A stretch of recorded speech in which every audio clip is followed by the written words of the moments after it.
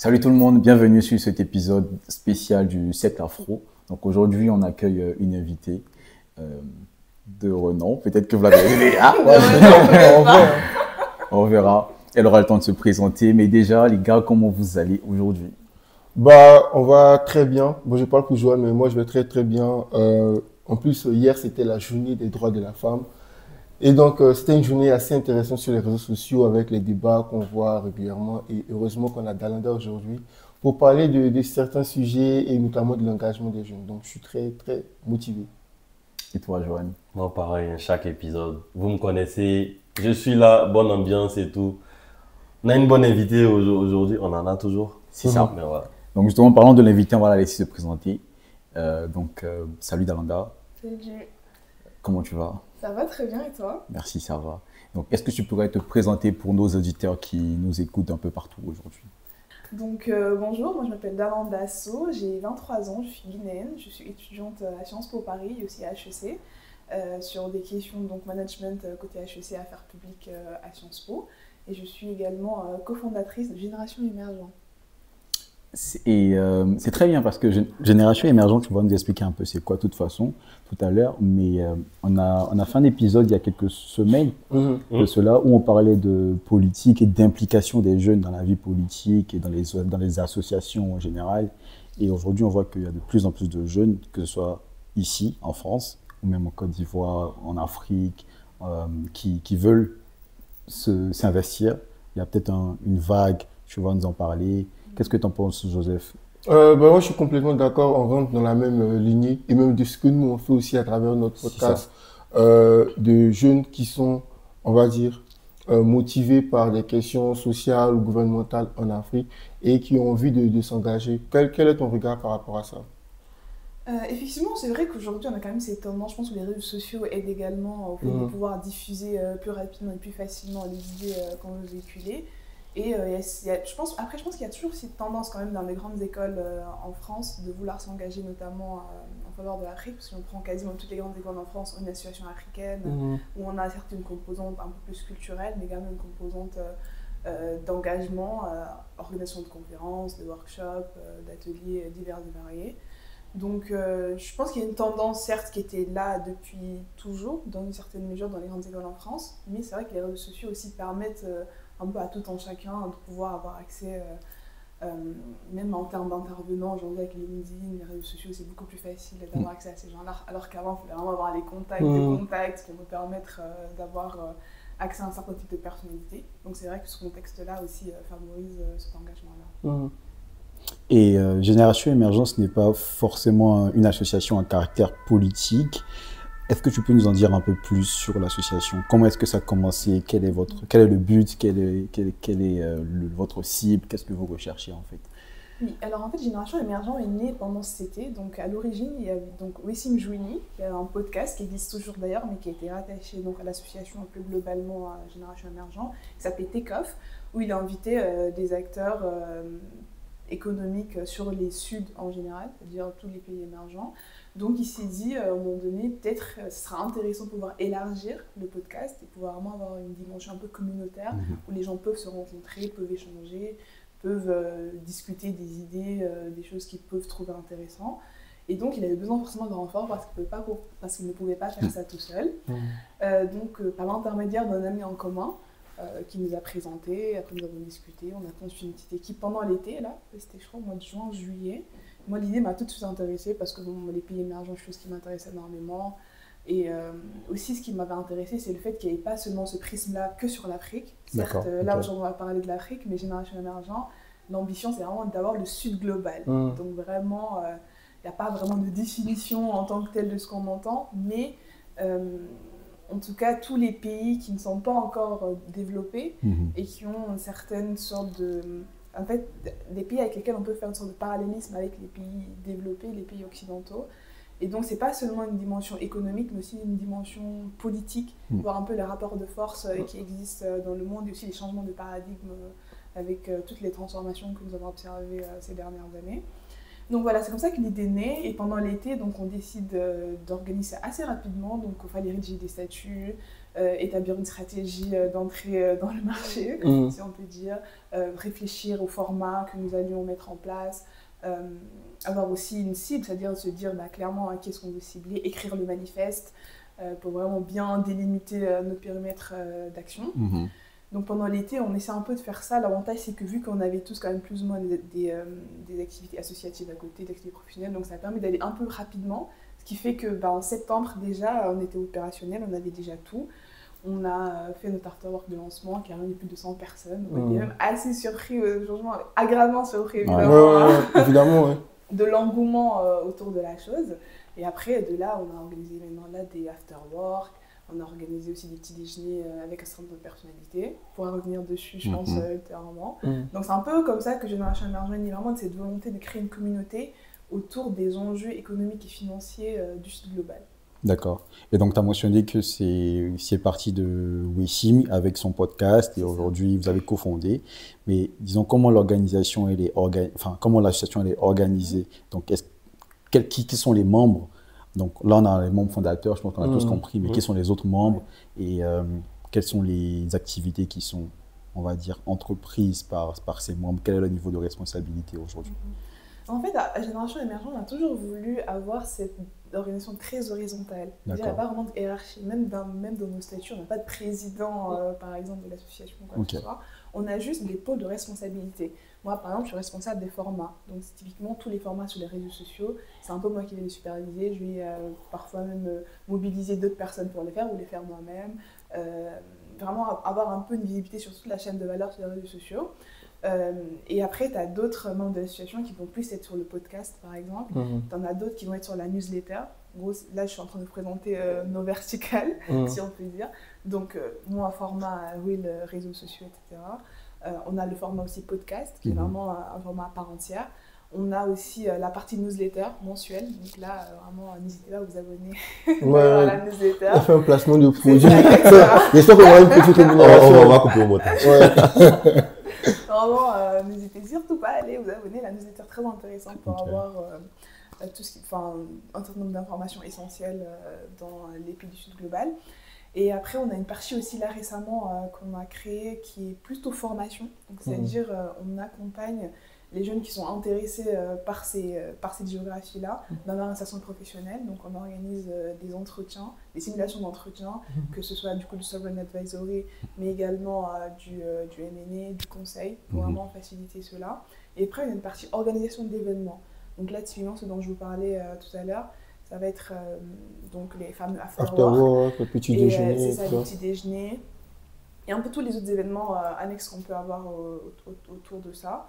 Après, ceci étant, les afterwork et les petits déjeuners, ils ont des vocations pas vraiment similaires. Dans le sens où les petits déjeuners, l'idée c'est vraiment d'avoir un invité et de pouvoir échanger avec lui de façon très proche. C'est-à-dire, c'est 10 personnes autour d'un café. Pour vraiment avoir cette proximité avec l'intervenant. C'est ça, okay. Alors que l'afterwork, là, on peut partir sur des effectifs un peu plus élargi. C'est ça, un peu plus élargi, typiquement de 50 et 100 personnes. Certes, on a toujours cet esprit un peu cocooning, parce qu'en fait, on garde toujours le même restaurant, c'est au Marrakech. Il faut vraiment aussi que les gens se reconnaissent dans ce restaurant-là pour créer cette communauté-là et échanger. Mais en termes d'organisation, vraiment, c'est très horizontal. Donc, typiquement, si quelqu'un veut rejoindre Génération Émergente, tu identifies dans toutes ces verticales-là laquelle t'intéresse. Si tu es intéressé par le podcast, tu rejoins le canal sur WhatsApp. On a un canal en fait sur WhatsApp, des canaux du coup sur WhatsApp avec les différentes verticales. Donc tu rejoins ce stream-là. Si c'est la newsletter qui t'intéresse, tu rejoins ce stream-là. Si c'est les reels et les formats sur ceux qui t'intéressent, tu rejoins ceux-là également. Et l'engagement, il est très ponctuel. C'est-à-dire pas parce que tu as fait un jour un reel, mais tu es obligé d'en faire tout le temps. Okay. C'est en fonction de tes disponibilités. Donc, à partir de là, on est quand même assez flexible par rapport à ça pour vraiment permettre à chacun de s'engager sans avoir cette contrainte-là de se dire je m'engage sur le long terme parce que tout le monde est un peu occupé, même si des étudiants ou des jeunes professionnels. Donc, il faut vraiment avoir aussi cette flexibilité-là pour permettre au mieux de s'engager. Maintenant, pour faire vraiment partie de l'asso, il y a une contribution de 15 € par an. qui en réalité est quand même assez vite rentabilisé. Parce que pour les petits déjeuners, par exemple, souvent c'est l'association qui invite. Donc si tu as participé à 2-3 petits déj ou à même 2-3 after work, bah, tu as rentabilisé. Exactement, tu as rentabilisé. Faut pas dire ça fort, sinon les gens vont venir régulièrement pour les petits déj. Mais après, comme tu l'avais dit en amont, on avait discuté en amont, tu avais dit que les petits déj se faisaient souvent en semaine. Donc ça faisait que évidemment il y avait pas mal de personnes qui ne pouvaient pas y assister, notamment moi. Donc c'est un peu ça l'esprit. Mais moi la question que je vais poser, c'est comment mesurez-vous l'impact de vos activités, sachant que les activités que vous avez menées déjà, c'est petit-déj, after-work, et vous vous adressez à des gens qui sont dans les pays du Sud. Donc, comment mesurez-vous votre impact, sachant que la plupart de ces personnes-là ne peuvent pas venir en Europe ou à Paris? Je pense que pour un début, on n'est peut-être pas aussi ambitieux que ça de pouvoir toucher tout le monde. Je pense qu'on a un peu une stratégie go-to-market qui est très progressive. Pour l'instant, on essaie déjà de toucher au maximum ceux qui sont sur place, ici à Paris. C'est-à-dire ceux qui sont étudiants et jeunes professionnels qui peuvent se déplacer pour les événements. Effectivement, sur cet angle-là en particulier, on a quand même une très bonne traction, à mon sens, parce que dans nos événements, on a toujours du monde qui revient. En plus, les gens reviennent régulièrement, souvent on voit les mêmes têtes. Les gens sont vraiment intéressés, ils ne viennent pas une fois après, ils se disent « je viens plus ». On a vraiment à avoir de la rétention dans ce sens-là. Et après, sur les réseaux sociaux, honnêtement, j'avoue, j'arrive pas forcément à savoir avoir les stats exactement par géographie, typiquement sur les formats qu'on a sur Instagram ou même sur le podcast. Je pourrais pas vraiment te dire si ça touche plus la France, plus les US ou plus le Canada. Après, je pourrais te donner les informations, mais a priori, j'ai pas ces infos-là. Mais on a bon espoir que grâce au développement aussi du réseau petit à petit, sur LinkedIn notamment, qu'on puisse toucher cette jeunesse qui est directement dans les pays concernés. Ceci étant, on garde quand même quelque chose en tête, d'ailleurs c'est un appel aussi à tout le monde, même si vous ne pouvez pas participer aux événements sur place, comme je l'ai dit avec la newsletter notamment, on n'a pas besoin d'être à Paris pour rédiger la newsletter et l'envoyer à tout le monde. A priori, on n'a pas besoin d'être à Paris pour faire des reels. Au moment où on a une bonne luminosité, un téléphone portable, un peu de jus de cerveau pour écrire le script et un peu de montage, a priori, c'est quelque chose qu'on peut faire à distance. Donc on peut se transférer donc le contenu. Et même typiquement pour les formats simulation d'entretien, on est aussi en train de réfléchir dans quelle mesure on pourrait le faire aussi à distance. Donc sur Zoom, même si on privilégie quand même cet aspect, en plus les gens se rencontrent, créent un réseau vraiment physique. Et là, typiquement, on a lancé un think tank qui s'appelle Menara, qui est notre think tank destiné donc au Moyen-Orient et à l'Afrique du Nord.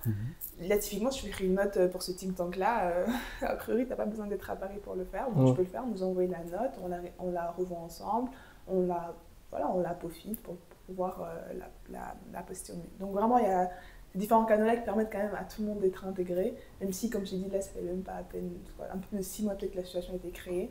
Je pense qu'on a encore de la marge de manœuvre pour pouvoir toucher un plus grand public. Ouais, en fait, l'idée, c'est de vraiment dire aux gens qui vont nous écouter que vous pouvez vraiment intégrer l'association, c'est ça, genre, pas forcément, vous n'êtes pas forcément obligé d'être sur Paris pour pouvoir participer. Mais je sais pas si tu l'as précisé précédemment pour les événements du style petit-déj et autres. Comment ça se fait l'organisation, vu que des fois, comme tu l'as dit, il y a un nombre spécifique pour rester un petit comité? Est-ce que c'est du premier arrivé, premier servi, ou il y a des personnes qui sont choisies sur certains critères? Genre, comment c'est fait, en guillemets? Bon, là, je vais faire un peu de pub parce que je suis un peu obligée parce que là, on n'a pas le choix pour pouvoir répondre à la question. Donc, en fait, on a 2 canaux principaux. Donc, le site internet, qu'on a donc lancé dès le mois de septembre, sur lequel tous les membres peuvent créer un compte. Après, une fois que tu as payé ta cotisation, tu as accès à toutes les fonctionnalités. Donc, les inscriptions se font essentiellement sur le site. Mais par contre, pour relayer, par exemple, lorsqu'il y a un petit déjeuner qui est ouvert, le canal principal, c'est notre communauté sur WhatsApp. Donc, il y a un canal spécifique qui s'appelle Général, dans lequel, avant de poster sur les réseaux sociaux, on va dire d'abord aux membres d'association, en gros, vous avez de la priorité, quoi. C'est-à-dire, si on a 10 places, vous avez la priorité pour pouvoir avoir accès à cet événement-là. Et c'est une fois que nos membres en général, on laisse quand même 48 heures pour pouvoir se décider. Et c'est une fois qu'ils ont décidé s'ils voulaient venir ou pas, qu'on ouvre aux autres canaux, donc notamment LinkedIn et Instagram. Donc c'est pour ça que c'est très très important de rejoindre le canal sur WhatsApp pour vraiment être au courant en avant de ce qui se passe. Et aussi de nous suivre sur les réseaux sociaux, sur LinkedIn, sur Instagram, parce que ça va être le second relais pour les événements. Par contre, typiquement, à certains événements qui n'arrivent même pas sur LinkedIn ou sur Instagram, parce qu'on sait déjà que l'affluence sera forte. Typiquement, pour l'afterwork qu'on a fait autour de Sullivan Advisory, on avait des membres de l'équipe de chez Lazare qui étaient venus. Là, la communication, il était strictement interne. C'est-à-dire c'est vraiment que les membres qui étaient du coup dans le canal WhatsApp qui ont pu avoir l'information pour pouvoir venir à cet événement-là, on avait énormément de monde. Donc, c'est-à-dire que si tu n'es pas dans ce canal-là, tu ne sais même pas qu'en fait, on a fait un événement avec l'équipe Sovereign de chez Lazare. Donc, c'est très important de pouvoir... Tu vas juste voir les photos sur... Ouais, c'est sur ça. Exactement. J'ai vu après. Tu te demandes, mais ça vient d'où? Exactement. C'est un peu Donc, comme en Côte d'Ivoire, ils ont un truc qu'ils organisent, je sais pas, ils s'habillent en blanc, ils vont au Martini, un truc comme ça. Je sais pas si vous avez... Ah oui, je vois. Ils ont un brunch Martini. En fait, tu sais pas quand ils le font. Non, Au mais moins, tu rencontres les T'es photos. pas sur dans la les- classe sociale de... Tu vois, la photo, c'est que c'est fini. C'est- C'est classique, c'est c'est- fini. Non, mais après, ça, ouais. c'est aussi fait de façon délibérée Je sais pour pouvoir pas. quand même faire vivre nos canaux sur WhatsApp, D'accord. vraiment avoir cet aspect communautaire où les gens peuvent échanger, peuvent se connaître, vraiment pas juste en passant de temps en temps, mais vraiment avoir un vrai lien, se dire qu'on fait partie ensemble d'une aventure commune en fait. Alors que sur les réseaux sociaux, bon, les gens peuvent avoir un sentiment d'attache, mais je trouve qu'avec le canal sur WhatsApp, c'est d'autant plus marqué, c'est plus convivial, quoi. Ouais. Les gens sont plus safe un peu pour pouvoir échanger et donner leur point de vue. Et donc, vos premières activités, jusque maintenant, plutôt bien marché, donc l'afterwork, le brunch, petit déjeuner. Le petit dé. Petit déjeuner, pardon, brunch. C'est On dimanche, j'ai aimerait faim. bien, avec plus de budget, on aimerait Voilà. faire des Donc le petit déjeuner, tout ça, ils ont plutôt bien marché. Ça veut dire qu'il y a de l'engouement, il y a de l'intérêt pour les personnes que vous invitez aussi. Et donc justement, comment vous faites ce choix-là, tu vois, des personnes d'intérêt que vous voulez inviter sur vos différents événements Génération Émergente? Alors, ça, honnêtement, c'est vraiment la proposition des membres. C'est-à-dire, le processus d'idéation, c'est vraiment typiquement moi, je trouve que X personne est intéressant, je propose à l'équipe, bon, je trouve que telle personne est intéressante, est-ce que ça vous dit que nous puissions l'inviter? Donc, à partir de là, si la personne, alors, elle n'est pas trop clivante non plus, parce que nous, on a quand même pour ambition d'être... apolitique, non, peut-être pas. C'est ça, exactement. D'être dans une forme de neutralité tout en apportant des arguments. C'est-à-dire que ce qui nous importe, c'est vraiment... Le débat critique. Exactement, le débat critique, de pouvoir vraiment échanger avec tout le monde, de ne pas nous fermer des portes, de ne pas nous restreindre. Donc à ce niveau-là, on cherche quand même des personnalités avec un certain niveau intellectuel qui puissent vraiment apporter de la plus-value aux participants et pas juste venir faire un petit truc et un peu se faire voir, faire intéressant. Donc pour nous, c'est vraiment très important qu'il y ait quand même une sorte d'achievement, un vrai background de la personne qu'on va inviter pour qu'il y ait de l'intérêt déjà, d'une part, pour nos membres et d'autre part, qu'il y ait cette plus-value-là dont je parlais. Donc voilà, donc le processus d'idéation, c'est après ça. Quelqu'un, on le trouve intéressant, l'équipe est d'accord pour pouvoir l'inviter. Là, c'est un peu le réseau interne de chacun sur LinkedIn, par mail, des systèmes de relance. Voilà, on a un peu rodé à ce système-là pour pouvoir avoir les gens. Donc je pense que c'est peut-être un peu artisanal dans une certaine mesure. On n'est pas encore aussi industriel, on peut vraiment envoyer 10 000 propals à je ne sais pas combien de personnes. Mais c'est un peu comme ça que ça se passe. Et après, ça ne me dérange pas d'avoir quelqu'un qui est très précis d'un point de vue sectoriel. Par exemple, pour le podcast, ils ont invité Asnen et Iriji, certes, donc le PDG de Action, qui est un groupe en Afrique qui est quand même assez diversifié, mais qui est du coup que sur l'Afrique, effectivement. Mais par contre, qui a des actifs dans divers secteurs. Eux, spécifiquement, ils ont fait l'interview avec lui, donc Emir et Wessim, ils ont pu échanger avec lui à Paris sur les problématiques du groupe et aussi sur la manière dont est-ce que lui voit les secteurs dans lesquels justement son groupe évolue.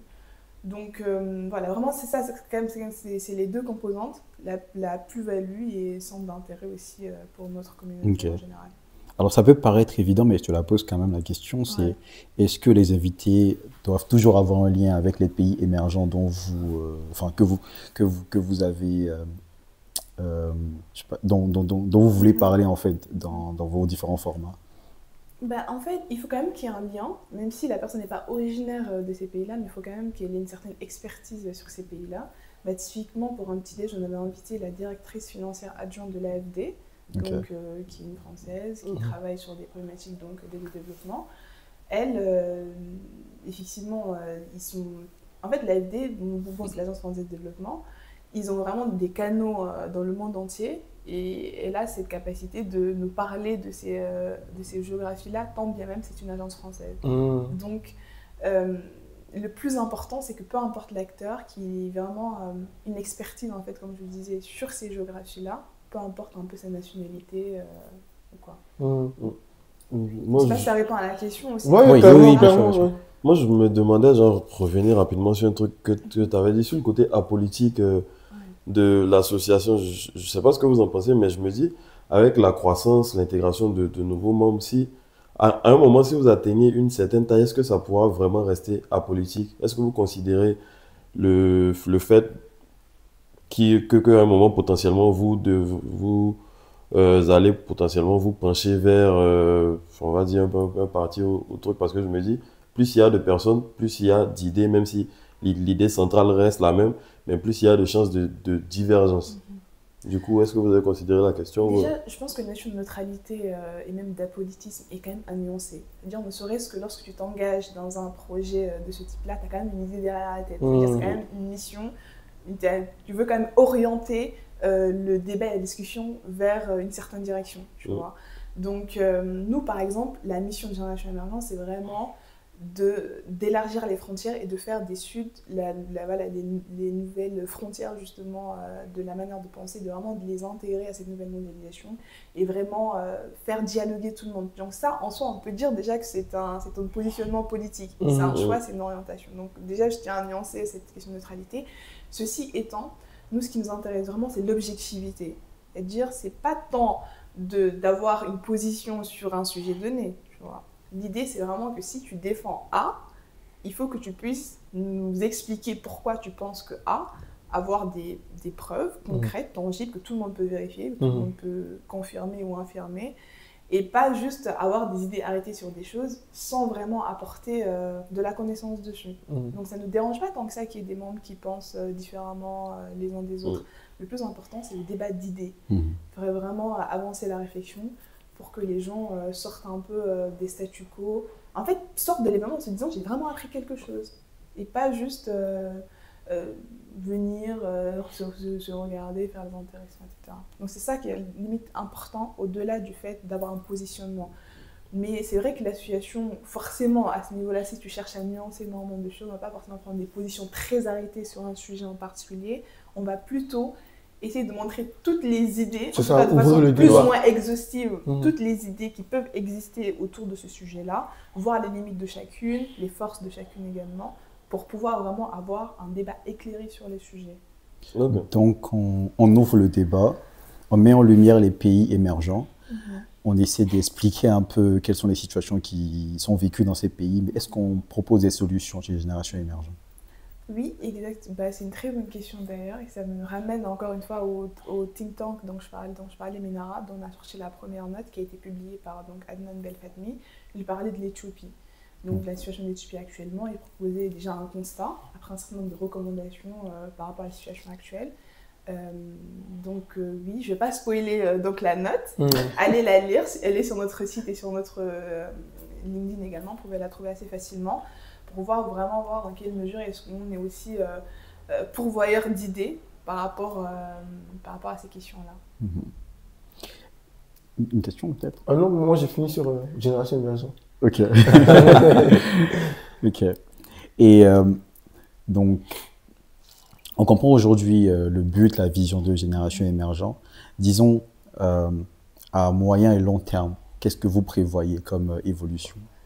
Déjà, je pense qu'on aimerait bien consolider quand même nos acquis sur les différentes verticales que j'ai évoquées, avoir plus de visibilité, pouvoir toucher plus de personnes sur ces verticales-là, parce que je pense qu'on a encore pas mal de marge de progression et de manœuvre, même de croissance aussi sur les verticales que nous avons déjà identifiées.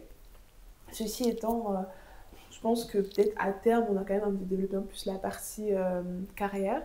Donc, ça serait un peu ça le gros challenge de l'année prochaine. Je ne vous dis pas tout, mais il y a un certain nombre de projets qui sont en train d'être développés dans l'aspect carrière qu'on espère qui aboutiront.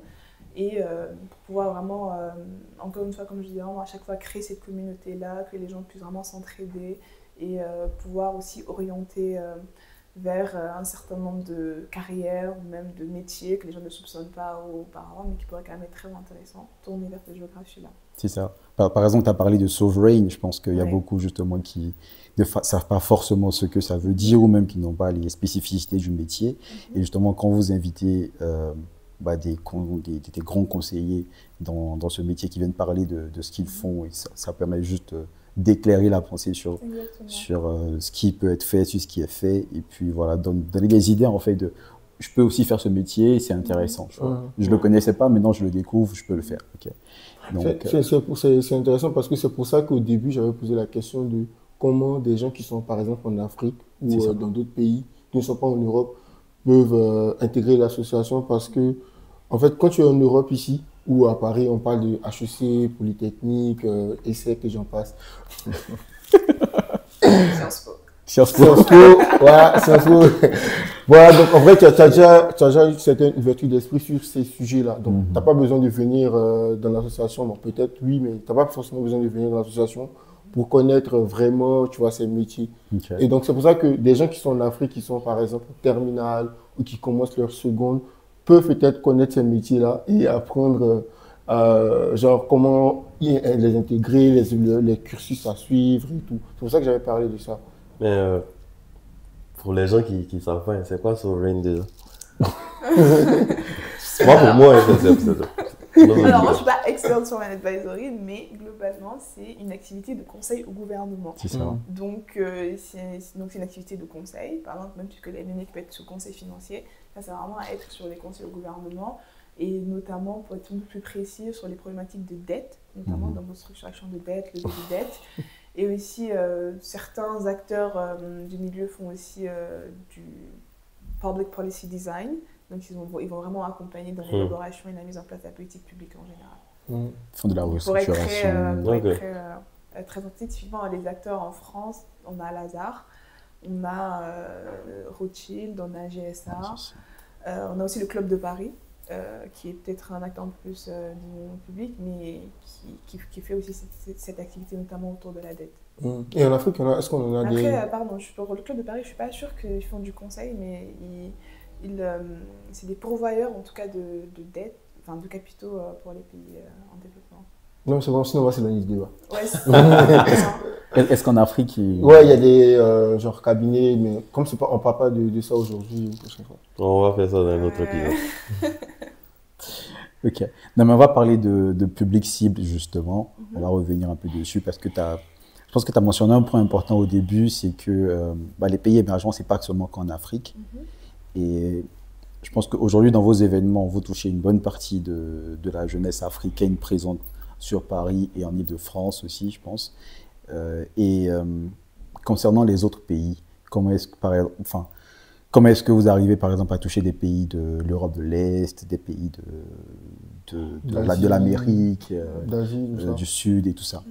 Alors franchement, pour être honnête, ça c'est un gros enjeu pour nous, parce que la place parisienne, il y a quand même c'est un peu plus facile de trouver des étudiants africains, notamment très francophones à Paris, mais c'est vrai que notre gros enjeu vraiment, c'est de réussir à toucher justement ces géographies-là davantage. Par exemple, sur les formats REEL, on arrive à le faire. On peut parler de quasiment toutes les géographies, c'est d'ailleurs ce qu'on a commencé à faire. Lorsque, par exemple, sur le podcast, on invite Anne-Laure Kichel, donc la directrice de GSA, elle opère sur plusieurs géographies, donc elle peut en parler. Mais ceci étant, c'est vrai que sur les événements physiques, en tout cas, c'est vrai qu'il y a quand même une prépondérance pour l'instant de l'Afrique. Peut-être à part, par exemple, lorsqu'on a invité la directrice générale directrice financière adjointe de l'AFD, qui pouvait vraiment parler de plusieurs géographies hormis l'Afrique. On a encore cette faille-là dans notre modèle, de pouvoir vraiment toucher sur les modèles en présentiel, c'est-à-dire sur les petits déjeuners et sur l'afterwork, pouvoir mobiliser des étudiants très intéressés par l'Amérique latine, ou même originaires d'Amérique latine ou d'Asie du Sud-Est. même d'Europe de l'Est également. Donc si jamais il y a des personnes qui sont originaires de ces géographies-là, qui sont tout simplement intéressées par eux, c'est vrai que c'est quand même quelque chose qu'on recherche énormément en ce moment. Et donc, à ton avis, d'où vient cette difficulté, cette réticence en fait chez ces gens-là? Je pense que la difficulté, elle réside dans le terme même d'émergent. C'est-à-dire, le terme émergent, il englobe des réalités qui sont tellement différentes. C'est-à-dire, un pays, typiquement, comme le Tchad, va être considéré comme étant émergent par certains, alors que ça n'a rien à voir avec un pays comme, je ne sais pas, la Chine, qui est vraiment le grand pays émergent, même que certaines personnes considèrent comme étant émergé. Donc, tu as vraiment en fait, des pays qui ont des réalités très différentes d'un point de vue économique, social, structurel, qui sont quand même dans cette même configuration. D'accord. Donc, ce qui fait que forcément, quelqu'un, par exemple, qui est originaire d'Afrique subsaharienne ou bien qui est intéressé par les problématiques d'Afrique subsaharienne, ne va pas forcément se reconnaître dans les enjeux des pays d'Asie du Sud-Est, tu vois, un peu les dragons asiatiques, qui sont quand même un peu plus avancés maintenant, qui ne sont pas au niveau que la Chine, mais qui sont quand même en bonne voie, ou même, tu vois, des pays comme le Brésil, le Mexique, qui ont encore d'autres réalités, encore d'autres enjeux pour eux, même s'il y a effectivement un socle commun. Mais c'est vrai que c'est quand même difficile un peu de trouver, disons, écho à toutes ces réalités-là pour différents types de personnes. Et je pense que, donc ça c'est d'une part du fait de la complexité du terme émergent, et d'autre part, je pense tout simplement d'un point de vue de la place de Paris, je pense juste statistiquement aussi. C'est vrai. Statistiquement, on a un peu moins typiquement d'Indiens ou de Pakistanais, parce qu'ils vont peut-être aller un peu plus vers les pays anglophones, naturellement, et même ceux qui sont originaires des pays d'Amérique latine. Ils vont un peu plus aller vers les pays, en tout cas en Europe ici, ils vont aller vers les pays plus anglophones, ou même vers l'Espagne également. Donc voilà, il y a un peu cette double contrainte-là. Donc on essaie de pallier ces difficultés. Ok, sur les événements, on n'arrive peut-être pas à voir tout le spectre, mais en tout cas sur les formats un peu plus d'idées, de type donc podcast et aussi de réels, et même sur les notes qu'on va produire à l'avenir, de ratisser un peu plus large pour que les gens puissent avoir quand même une vision globale de ce qui se passe dans ces économies-là. Ouais, peut-être qu'il y a la barrière de la langue aussi. Ouais, genre, je venais de demander si c'est purement francophone ou vous partez aussi sur les pays dont le français n'est pas la langue. Oui, typiquement l'Éthiopie. Ouais, mais genre dans vos formats réels, tout ça. Non, c'est vrai, non. C'est vrai, je pense que effectivement la langue aussi, parce que c'est vrai qu'on est quand même très francophone dans notre manière de faire. On va peut-être réfléchir à voir dans quelle mesure ce qu'on pourrait faire aussi de l'anglophone. Mais je pense qu'on s'est juste dit, en fait, en termes de stratégie, de ne pas essayer de voir trop large directement, de peut-être rentrer sur une segmentation plus ciblée pour pouvoir avoir bien une base bien solide et ensuite élargir, plutôt que de vouloir faire plein de formats. Donc déjà, on a dit qu'on a plein de formats, si on commence à faire plein de langues différentes, alors là, ça va être difficile à gérer d'un point de vue logistique, même d'un point de vue de temps. Donc vraiment d'avoir cette stratégie de ciblage dans un premier temps et après d'élargir petit à petit. Ouais. Non mais en vrai, peut-être une idée non rémunérée, mais, mais en vrai, il n'y a pas forcément besoin de faire plusieurs formats pour les autres langues, genre avec une même langue, avec l'intelligence artificielle, genre avec quelques, comment dire en français, samples. Échantillons. Ouais, quelques échantillons de vos voix, c'est parfaitement possible de automatiquement genre retranscrire dans plusieurs autres langues et il n'y a pas vraiment de travail à faire par rapport à la limite, peut-être ça prend 1 heure de plus, mais peut-être vous pourrez faire 2, 3, 4 autres langues de plus en vrai. Pourquoi depuis on n'a pas traduit nos podcasts en anglais, en espagnol? C'est vrai, c'est notre ingénieur, mon père. Ouais. Parce que c'est pas gratuit. Après, ça peut être une idée, mais je pense que ça demande quand même un certain nombre de ressources. Après, je pense que tu vois, même d'un point de vue culturel, peut-être la manière de faire les choses est quand même assez différente. Typiquement, tu vois, quand je regarde, en tout cas, c'est un avis très personnel, mais quand je regarde des podcasts anglophones, même quand je regarde certains attention à ce que tu vas dire. Ne me laisse, non. Et même, tu vois, certains formats de vulgarisation, il y a une manière très, j'ai l'impression, anglophone de faire certaines choses, et même en termes de géographie américaine, ou même anglaise, ou même indienne. Voilà. En fait, je pense qu'au-delà de l'intelligence artificielle, si tu veux vraiment toucher les gens, il y a quand même cette dimension culturelle un peu à prendre en considération. Il faut quand même comprendre comment ça se passe dans ce pays-là. En gros, on ne perce pas de la même manière en France qu'en Espagne, qu'aux US, qu'au UK. Et je ne sais pas dans quelle mesure est-ce que l'intelligence artificielle pourrait permettre de voir un peu, de capter un peu ces différences-là, de pouvoir les adapter au format. Parce que même dans le script, parfois, la manière de parler est vraiment différente. Donc, je pense qu'il y a vraiment quand même une réflexion à avoir au-delà de ça, mais c'est vrai que ça peut être une piste envisageable. Mais maintenant, qu'est-ce qui vous différencie des autres associations? Parce qu'en fait, il y a plein de... Aujourd'hui, si tu vas un peu sur LinkedIn, sur les réseaux, il y a plein d'associations afro-africaines, si tu veux même du Sud, du tiers-monde, qui viennent avec des idées, donc des think tanks, qui viennent avec des idées et tout. Mais qu'est-ce... Pardon? Comme Raïs. Ouais, comme Raïs. Mais qu'est-ce qui vous différencie? Qu'est-ce qui fait que les gens doivent plus adhérer à votre association? Et bon, pas forcément par les autres, parce que ça fait comme si... Mais... Ouais, mais voilà. Ça ne dérange pas qu'il y ait d'autres assos. Ouais. Mais genre, qu'est-ce que vous pensez des autres associations? En fait, nous, je pense que peut-être ce qui différencie quand même Génération Émergente, dans une certaine mesure, c'est quand même la diversité des formats. C'est-à-dire, il y a vraiment un peu de tout pour tout. Comme j'ai dit, il y a vraiment le podcast, si tu n'as pas envie, par exemple, de faire des reels, de montrer ta tête, tu as juste envie d'être un peu en background, d'avoir juste information, un truc où tu prépares une interview, tu démarches les gens, je peux le faire. T'as envie, si tu es quelqu'un qui n'a pas du tout envie qu'on t'entende ni qu'on te voit, tu peux écrire tout simplement si c'est un peu ça qui t'intéresse. Si tu es à la recherche de mentors ou de personnes pour t'aider pour tes entretiens, bah, y a des gens pour ça. En l'occurrence, on en a déjà organisé un, on va peut-être en organiser un autre avant la fin de l'année. Tu as des événements, comme je le dis. Donc, en fait, je pense que vraiment la force, c'est d'avoir cette diversité de formats-là qui fait que tu pourras forcément trouver un truc qui t'intéresse à l'intérieur. Alors que j'ai l'impression que alors je ne me connais pas forcément énormément, mais j'ai l'impression que dans les autres assos ou dans les autres formats de ce type-là qui existent, c'est quand même très ciblé sur un angle particulier. Soit ça va être rédaction de notes, style think tank, soit ça va être un truc plutôt événementiel, soit un truc plutôt carrière.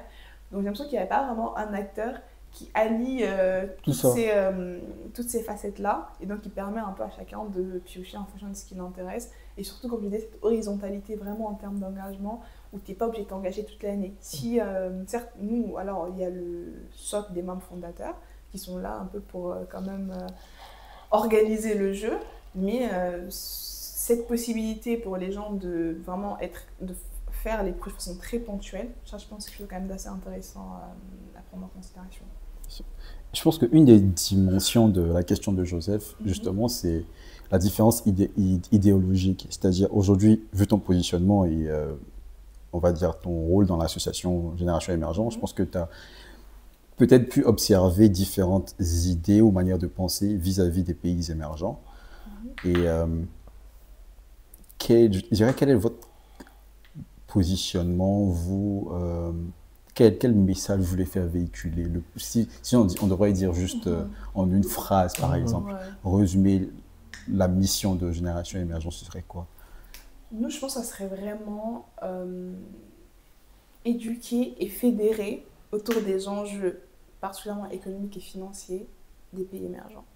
Ce serait vraiment ça, cette dimension d'éducation et d'instruction, de partage de connaissances, mais aussi cette dimension communautaire, qui sont vraiment très importants pour nous en faveur de ces pays-là. Vraiment être très synthétique à ce niveau-là. Mais par contre, notre manifeste complet, il est sur notre site internet.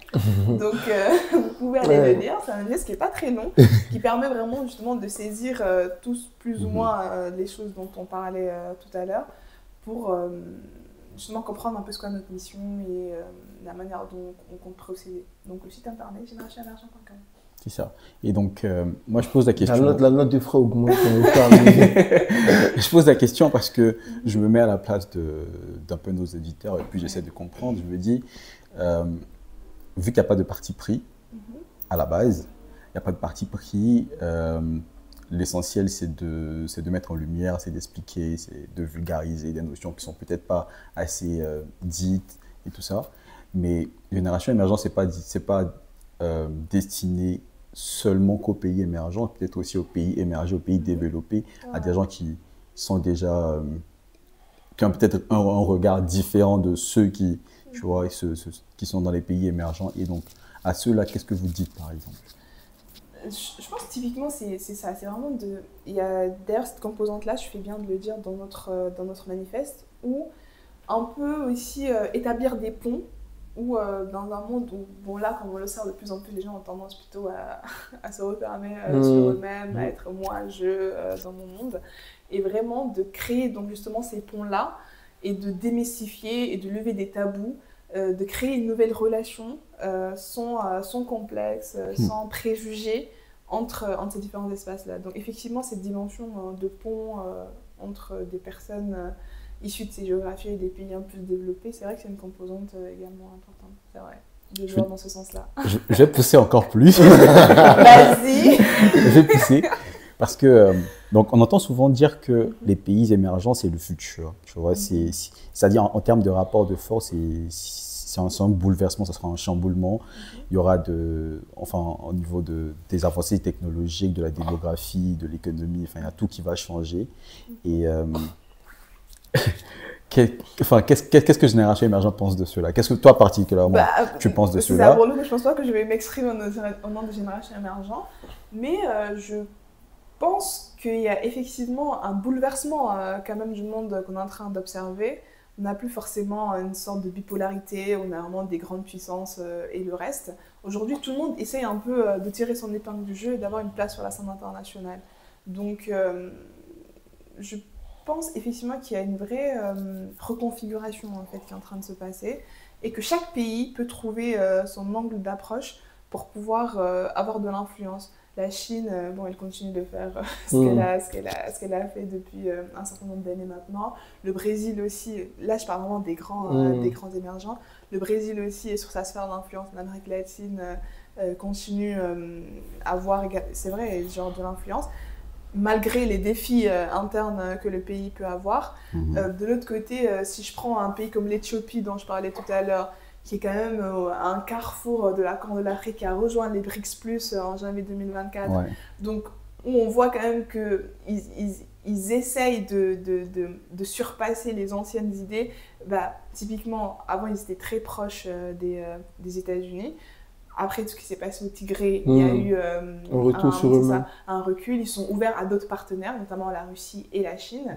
Ils ont une économie qui est encore très tournée vers l'agriculture. Ils essaient de se diversifier, d'avoir des investissements massifs dans un certain nombre de secteurs, notamment l'aéronautique avec Ethiopian Airlines. Ouais. Donc, a priori, des pays, forcément, les gens ne se diraient pas « Ah, mais l'Éthiopie », mais tu vois, qui essaient quand même de tirer leur épingle du jeu dans un contexte géopolitique déjà global dans cette région-là qui est assez tendue, avec des tensions avec l'Égypte, notamment autour du Nil. Ils ont des enjeux aussi internes, par exemple, c'est ça, la guerre au Tigré, mais qui, au même moment aussi, ont enregistré des taux de croissance de 10% entre, il me semble, 2007 et 2019, 2017. En tout cas, sur les 10 dernières années, sur des taux de croissance quand même assez faramineux. Mais comme au moment, quand même, se demande dans quelle mesure on peut avoir une croissance qui est inclusive. Donc, en fait, ce que je veux dire, c'est qu'il y a vraiment pour chaque pays, à mon sens, une opportunité de pouvoir se démarquer. Si je prends un pays comme la Guinée, dont je suis d'origine, notre grand enjeu en ce moment, c'est autour de l'exploitation de nos ressources minières. Autour du projet Simandou, tout le monde en parle. Voilà, c'est le grand projet autour du fer de ces 20-30 dernières années. Mais nous-mêmes, en interne, les gens se demandent dans quelle mesure est-ce que ça va vraiment nous permettre de nous développer, sachant que le monde entier nous regarde autour de ce minerai du fer qui est quand même très convoité aujourd'hui. Donc il y a quand même une opportunité pour nous, en tout cas si les choses sont bien faites, de pouvoir peser également sur ce secteur très particulier-là. Tu vois. Et donc tu as d'autres pays qui essaient aussi de se démarquer au niveau des nouvelles technologies. Bon voilà, ce que je veux dire, c'est que vraiment il y a de quoi faire, il suffit juste de comprendre les dynamiques globales, les enjeux, c'est-à-dire vraiment d'identifier où va se jouer l'avenir sur un certain nombre de secteurs, et pouvoir tirer son épingle du jeu à ce niveau-là. Mais est-ce que tu ne penses pas que nos dirigeants actuels, à un moment donné, ils étaient à l'étranger, ils étaient à nos places en tant qu'étudiants, jeunes professionnels, donc ils avaient cette vision-là. Et aujourd'hui, on a l'impression qu'il y a le contraire. Un pays comme la Côte d'Ivoire, par exemple, Bon, je ne sais pas si tu peux rentrer en Côte d'Ivoire après ce que je viens de dire, mais en 2020, on nous avait dit la Côte d'Ivoire sera un pays émergent. Donc, pendant longtemps, on nous a mis ça à l'oreille, émergence 2020. Aujourd'hui, ce n'est pas forcément le cas. Ce n'est pas le cas. Ce n'est pas forcément le cas. Très clair. Ce n'est pas forcément le cas. Donc, est-ce que tu penses que c'est un problème de vision ou c'est un problème d'action? Je pense encore une fois, ça dépend vraiment du pays et de... Parce qu'en fait, je pense qu'il ne faudrait pas qu'on tombe dans le piège. Certes, on dit pays émergent et de penser que les réalités sont pareilles partout. Il y a vraiment quand même une hétérogénéité à l'intérieur de cet environnement-là.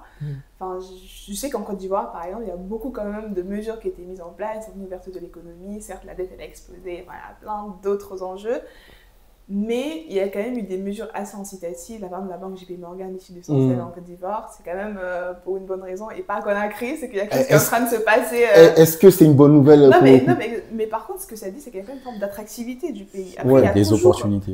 Exactement, il y a toujours, effectivement, on peut dire oui, mais du coup, les banques locales elles vont être complètement asphyxiées par ce géant qui va prendre toutes les parts de marché. C'est vrai.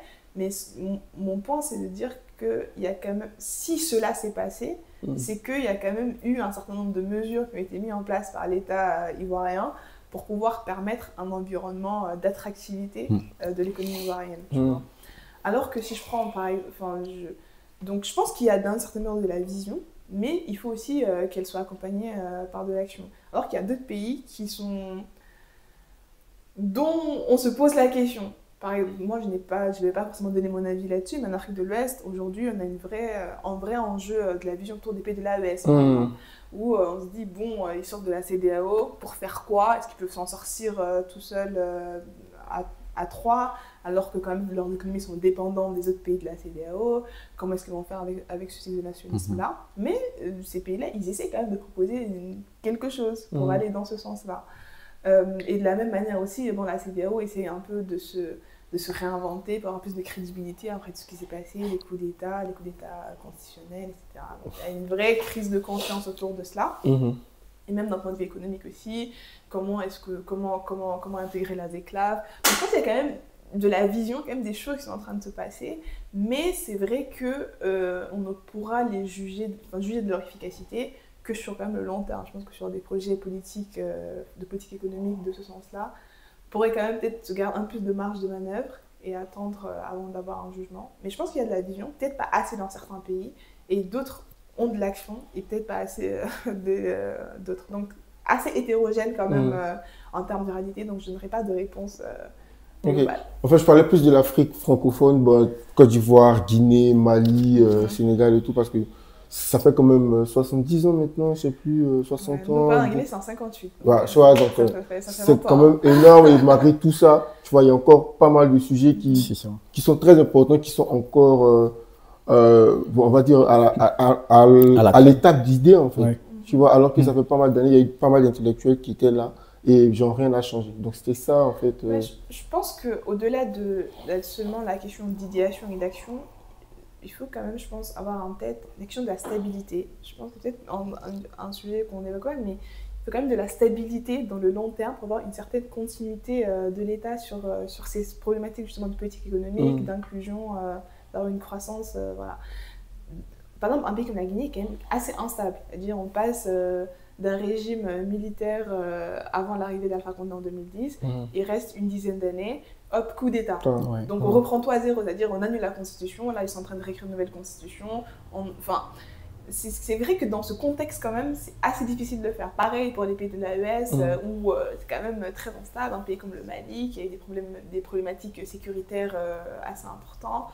Donc tant bien même que les gens ont des bonnes idées d'un point de vue politique économique, il faut quand même un environnement global, stable, où les gens puissent avoir confiance en l'économie pour pouvoir tout simplement investir et faire des choses. Quoi. Après, on a certaines problématiques de gestion des deniers publics. Quoi. Ouais, c'est ça. Simplement, c'est-à-dire quel niveau d'endettement optimal. Parce que c'est par exemple, je sais que la Côte d'Ivoire, c'est un sujet en ce moment. Un peu trop d'endettement pour beaucoup de personnes, mais d'autres personnes se disent oui, mais certes, on s'est endetté, mais regardez tout ce qu'on a fait à côté. Ouais. Et certaines problématiques de la corruption, c'est-à-dire la disparition d'un certain nombre de fonds. Typiquement, en Guinée, on a eu la disparition de je ne sais pas combien de tonnes d'or à la Banque centrale, qui a fait un scandale récemment.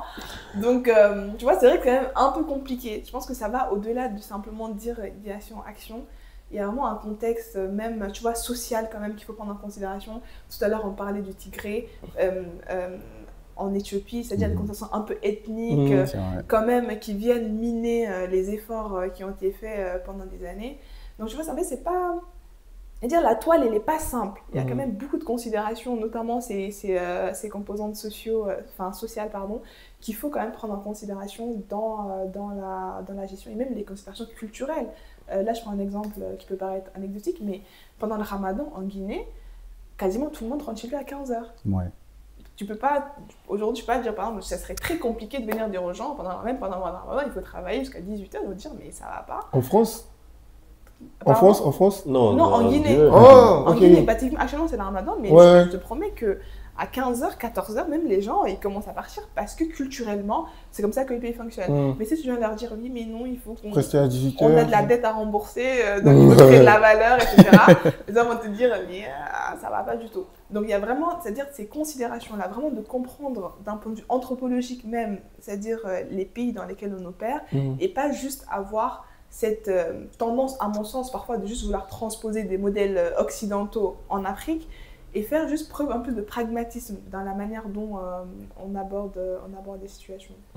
Mais, enfin, transposer des modèles, c'est intéressant. C'est-à-dire, on peut transposer des modèles des pays qui sont déjà développés chez nous pour espérer voir ce développement aussi. Mais on peut aussi regarder, même à l'intérieur, tu vois, de ce terme de pays émergents, il y a des pays qui sont sortent plutôt bien appelés d'hétérogénéité. Hein. Et je me dis, il y a des pays comme, par exemple, la Chine aujourd'hui, il y a des pays comme... on ne parle pas trop de l'Indonésie, mais l'Indonésie, c'est un pays quand même à fort PIB, je dirais. Et en fait, je pense qu'il y a des modèles qu'on peut calquer qui correspondraient peut-être mieux à nos pays, je dirais peut-être africains ou même peut-être même des pays ici émergents de l'Europe de l'Est, parce qu'il y a des réalités qui se ressemblent, tu vois. Et moi, quand tu me parles d'hétérogénéité, alors moi, je vois opportunité et menace. Est-ce que je peux développer un peu dessus? Avant que je développe, on peut faire une pause. Je vais juste vérifier que tout fonctionne bien. Ok, donc je vais couper ça, c'est bon. Je m'assois. Je ne vais pas reposer la question. On va... Non, c'est pour ça que je t'ai laissé finir la question. Et donc, toi, tu commences avec la réponse. Du coup, c'était sur risque opportunité. C'est ça, par rapport à l'hétérogénéité des... Ah ouais, ça c'est une dissertation, ça. Dans les pays, enfin juste, tu vois... Il y a l'ancien. Ouais, mais je vais faire 3, 2, 1, je l'explique. Ok, vas-y. Il faut le 3, 2, 1 en fait. 3, 2, 1. Je vais pas répondre à la question, c'est ce que je disais. Du coup, est-ce que je peux peut-être un peu plus élaborer sur ce que tu entends sur cette question-là? Ah non, réponds. 3, 2, 1. Donc, ce que je veux dire, c'est par exemple que l'hétérogénéité au sein des pays émergents, ça veut dire qu'en soi, ils ont des réalités qui sont différentes. Ils n'ont pas les mêmes problématiques. Enfin, ils ont tous des problématiques de développement, mais à différentes échelles, par exemple. On a parlé des problèmes, enfin, tu as évoqué certains des problèmes, que ce soit culturels, tout ça. Donc, c'est un risque parce que tu ne peux pas dire que tel pays en Europe de l'Est, il est comparable à tel pays en Afrique juste parce que les deux sont pays émergents. Mais c'est aussi une opportunité parce que... on peut transposer on peut transposer certains des modèles. Et ça te permet d'avoir une vision, on va dire, un peu plus globale. Tu as vu d'autres réalités et tout ça. Donc, comment est-ce que toi, tu vois ces deux facettes de...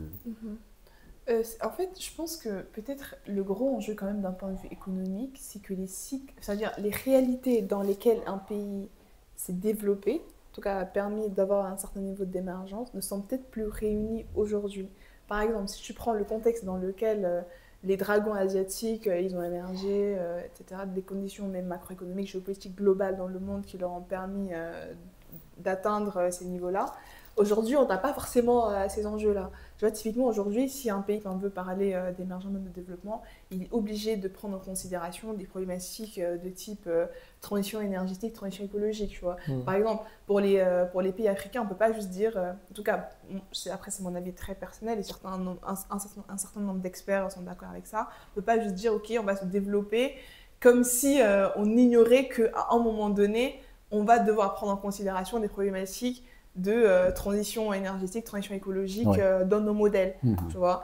Donc, ce qui fait qu'il y a de nouvelles réalités de ce type-là que les pays qui ne sont pas encore émergés ou développés doivent prendre en considération. On a des problématiques autour des chaînes de valeur, on a des problématiques autour de l'accès à l'énergie, que peut-être d'autres pays, lorsque eux ils sont développés, peut-être pas développés, mais en tout cas ont atteint un certain niveau d'émergence, n'avaient pas atteint. Donc en fait, c'est un peu ça la limite de la transposition des modèles qui ont pu marcher dans les pays, par exemple, sud-est asiatiques, au moment où ils ont eu leur boom économique, ou même lorsque la Chine elle-même a eu son boom économique, que les pays d'Afrique subsaharienne ne peuvent pas répliquer telles quelles, parce que les conditions, encore une fois, sont différentes. Donc, ça serait limite contre-productif de vouloir faire ça. Typiquement, si on prend les politiques d'ajustement structurel qui ont été mises en place dans les années 90, aujourd'hui, tout le monde est plus ou moins d'accord pour dire que ça, c'est quelque chose qui n'a pas marché, qui a été plutôt assez... un frein, en plus. C'est ça, un frein. C'était quand même assez... au détriment de ces pays-là. Donc moi, je suis toujours assez réservée sur le fait de transposer quelque chose qui a marché tel quel d'un pays à un autre. Ceci étant, par exemple, là récemment, la Banque mondiale a sorti un papier autour de la stratégie des 3 I. D'ailleurs, on avait fait un réel dessus, où il expliquait qu'en fait, actuellement, il y a un certain nombre de pays, un peu plus de 100, qui sont en fait dans le piège des revenus intermédiaires. C'est-à-dire, ils n'arrivent pas, par exemple, un pays comme la Corée du Sud, ou même Singapour, qui étaient des pays quand même pauvres, carrément dans les années 50, aujourd'hui, qui sont des pays considérés comme étant développés. Ils font partie des très rares pays qui ont réussi à sortir de ce piège des revenus intermédiaires. Parce qu'un certain nombre de pays, ils arrivent à ce niveau-là, et ils n'arrivent plus à passer justement au cap de pays à revenus élevés. Et donc la Banque mondiale, elle a dû donc sortir une nouvelle stratégie et pas juste recycler ce qui a été déjà fait avant pour pouvoir permettre à ces pays-là, en tout cas sur le papier, de pouvoir s'en sortir. Donc c'est une stratégie en 3 I. Vous pouvez regarder le reel, encore une fois, je ne spoil pas, aller regarder sur notre réseau, sur notre page Instagram pour vraiment comprendre ce que la Banque mondiale entend par cette stratégie-là et dans quelle mesure est-ce qu'elle est quand même en rupture par rapport à un certain nombre de modèles, typiquement ceux qui ont marché pour la Chine. Donc c'est très important de comprendre aussi que les cycles économiques sont différents, les réalités économiques dans lesquelles un pays se développe à un instant T sont différents, et que par conséquent, vu que s'il y a cette différence de contexte global, on ne peut pas répliquer un modèle comme tel quel, et que donc il y a cette nécessité de les réactualiser. Et c'est pour ça que l'économie, c'est quand même très important de garder en tête que c'est une science sociale. C'est quand même quelque chose qui est très, c'est ça, qui est quand même très évolutif, qui est très dépendant du contexte. C'est pas comme les lois physiques qui sont tout le temps, en tout lieu pareil, peu importe, depuis le Big Bang jusqu'à maintenant, les lois physiques sont pareilles, la gravité, bref, je ne parle pas dans tous les détails. Alors que les lois économiques, elles peuvent être vraies à un instant très précis, mais à un moment donné, il va falloir les réactualiser. Donc, je ne sais pas si ça répond un peu à ta question sur la transposition des modèles.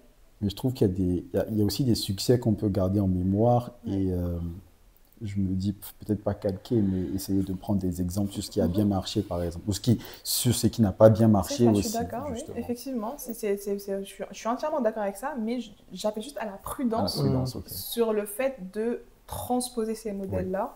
Et de garder en tête, il y a quand même une certaine réalité. Et même, tu vois, ne serait-ce qu'un truc comme les taux d'intérêt. Souvent, il y a beaucoup de papiers qui sont sortis, et même aujourd'hui, la Banque africaine de développement appelle à ça. L'Afrique, elle a une prime de risque sur les taux d'intérêt. C'est-à-dire, elle paye... Il y a cette idée vraiment que le risque, il est surévalué en Afrique et que donc, les taux d'emprunt sont beaucoup trop exagérés par rapport au risque qu'ils représentent.